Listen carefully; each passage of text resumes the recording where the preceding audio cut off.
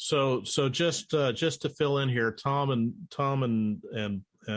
Bob are both using. You're using essentially a delta reference method, right? You're injecting a known signal, and then fldigi is measuring the offset between the two.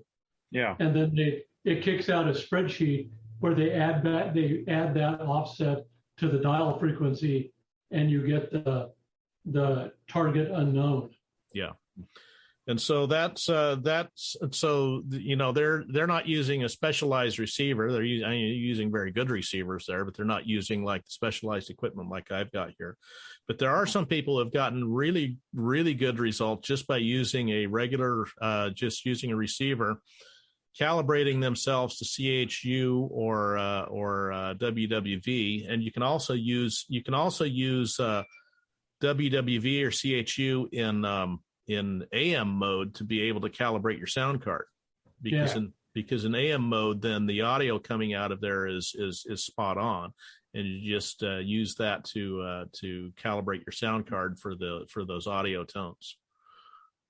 And I did a run over frequency on the sound card to see if there was if it was no error across, or if there was an error as I increase the frequency of the target signal in the sound card.